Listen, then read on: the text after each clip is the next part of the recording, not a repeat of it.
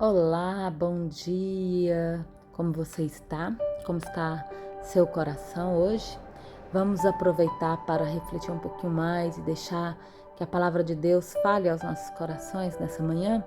Então, na nossa última reflexão, nós vimos que Esther, então, ela orou, se prostrou diante de Deus e convocou o seu povo para orar com ela e por ela. Ela disse também que iria orar por aquela causa, né? Queria orar e iria procurar o rei após 3 dias de oração e jejum, juntamente com as suas criadas.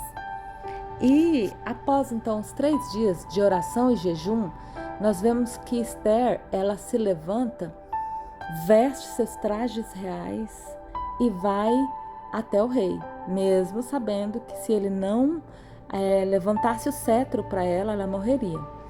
E eu acho interessante a forma que tudo acontece, porque primeiro Esther, enquanto ela jejua, ela já coordena um banquete, né?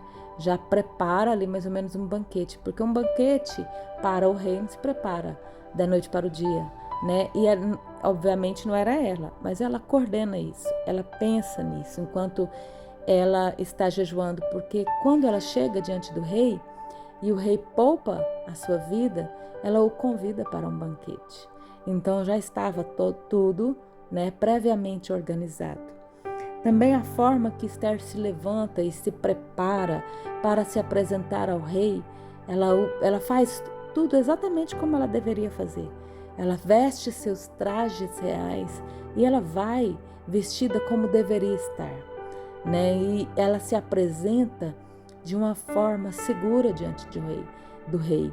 Ela não se apresenta ali hesitante, trêmula. O texto nos mostra uma mulher vestida como deveria estar, calma, serena, como o tempo todo nós vemos e a Bíblia nos dá a entender que Esther é, né? E decidida. Ela sabe o que ela tem que fazer.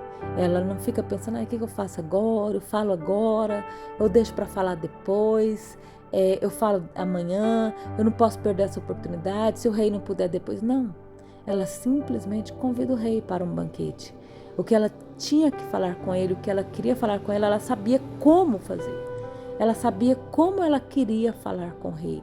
Então ela o convida e convida Amã também para o banquete. E é interessante que a sua calma, a sua tranquilidade, a sua forma decidida, ela permanece por mais tempo, né? Ela é duradoura ali, porque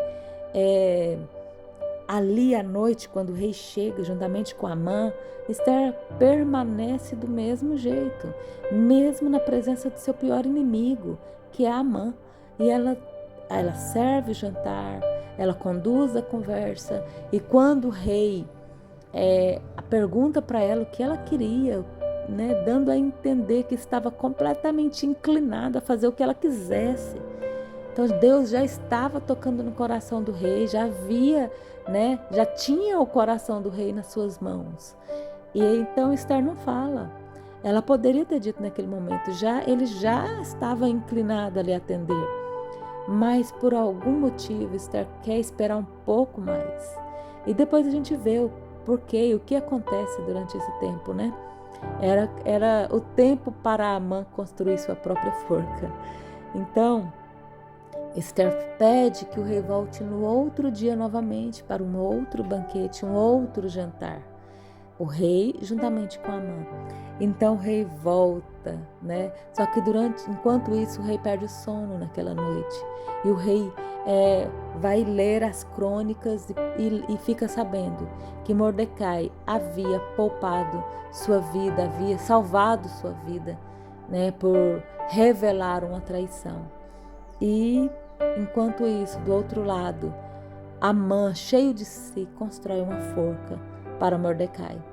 E essa noite foi essencial, porque quando Esther revela para o rei, né, que ela era judia e que o perverso Amã havia condenado o seu povo e, consequentemente, a sua vida à morte, a forca de Amã já estava preparada por ele mesmo.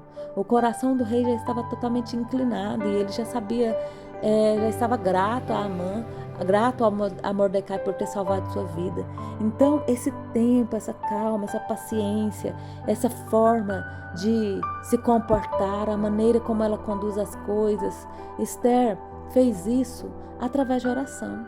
Enquanto ela estava orando, Deus estava agindo por ela, mas estava agindo nela. E eu gostaria de chamar a atenção para isso. A ação de Deus na vida de Esther, a ação de Deus na nossa vida enquanto oramos, enquanto jejuamos, Deus nos fortalece.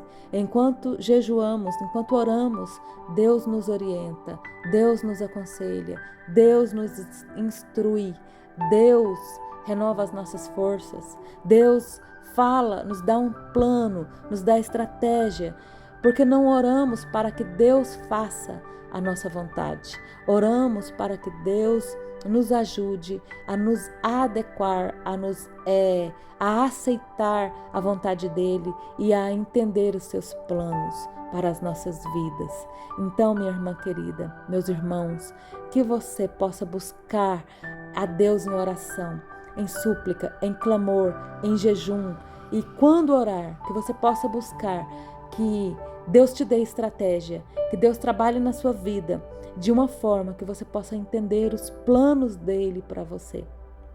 Que ele possa te fortalecer neste momento, que ele possa dar o renovo para a sua vida, que ele possa te refazer as suas forças e te instruir, te aconselhar.